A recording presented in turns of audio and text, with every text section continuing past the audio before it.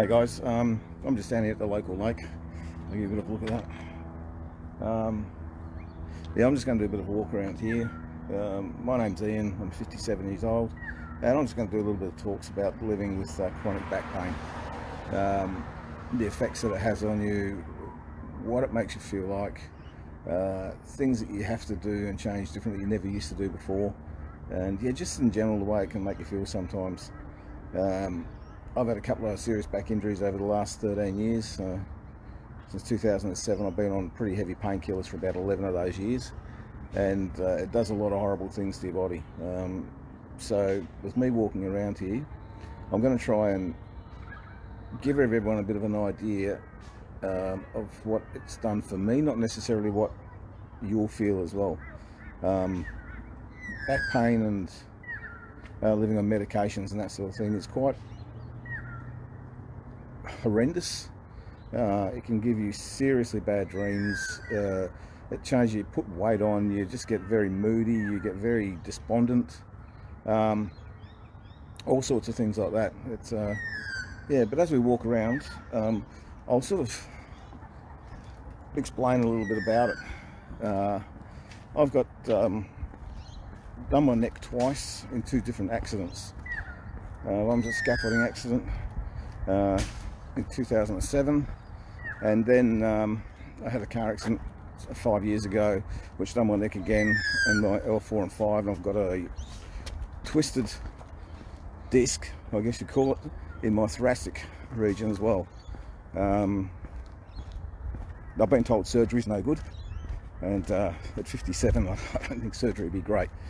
So yeah, I've been sort of stuck onto the whole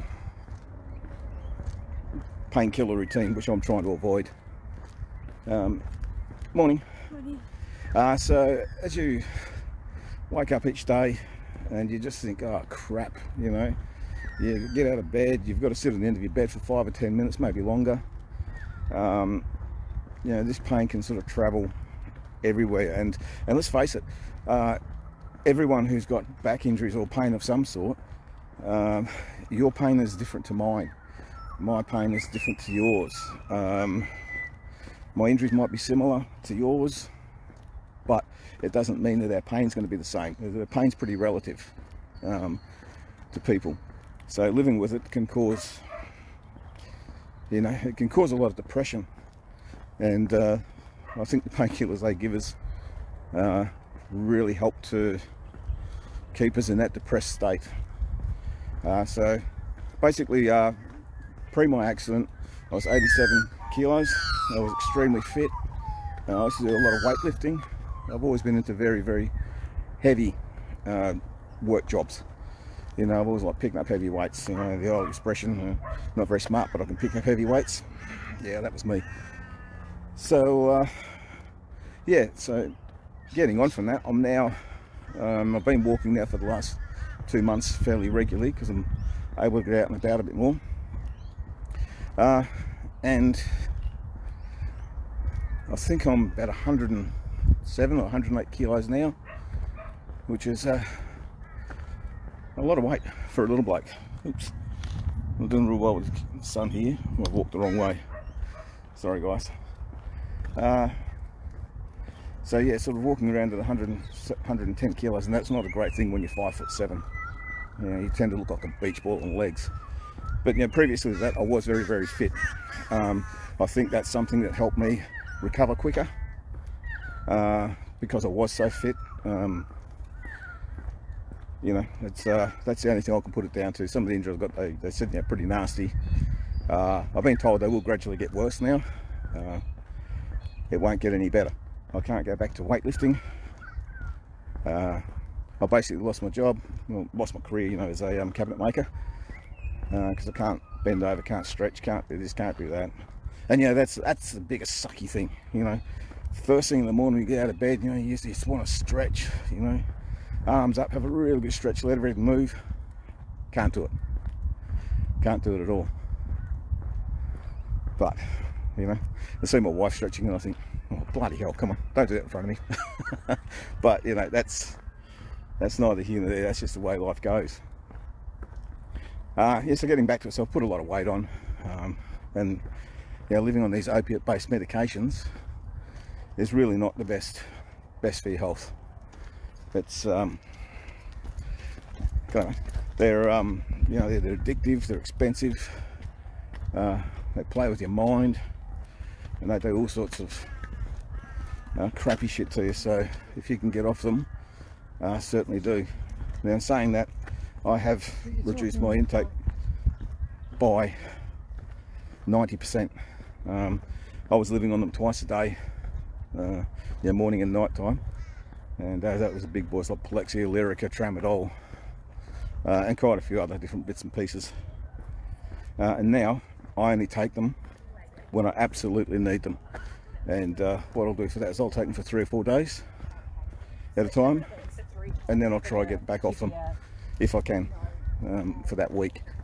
Once I have done, then I can generally go a fair while and not take them. But in saying that, a little thing like a sneeze, if you sneeze properly, you can end up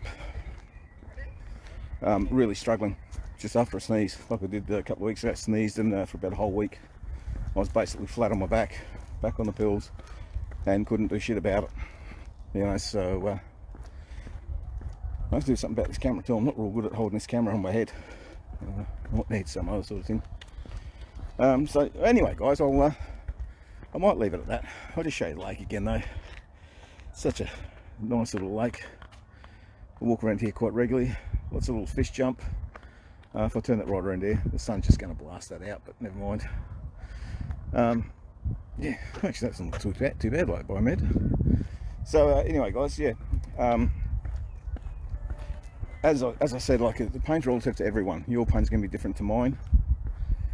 But what I will do over a period of a few videos is go through what happened, how it's happened, what I've actually done to try and overcome it, and what I've done to try and lose the 30 kilos that I put on through the whole thing of having to suddenly stop.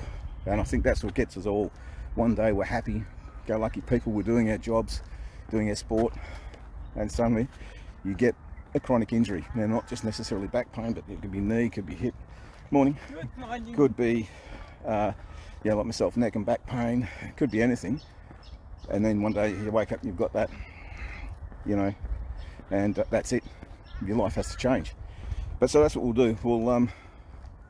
We'll work it out. We'll go sort of through. We'll have to spend a few days talking here and there about it, and when I work that out, and we can have a chat. We might even get some comments going, and and then we can have a real good chat, because g'day, mate. G'day. Good. So I tend to know a few people around here that I see every day when I'm walking. So yeah, we can sort of get maybe a little forum going on it as well, because I'm not the expert on it. I'm just the expert on what's happened to me in my situation, and it changed my life. It made me really have to reevaluate what's going on. The stress it puts on your families as well, like your kids, your partners, your work friends. It really does affect everyone. Yeah, here we go, guys. Look at this again. How calm that is. Man, it really is a pleasant little walk. I'm here in the Gold Coast, by the way. But yeah, so it does affect your families, and while we can sometimes wallow in our sadness, we've also got to try to remember our families and that sort of thing too. So yeah, we'll go through, we'll work through things out. I'll let you know my routines, my pains, what gives me worse problems sometimes, and and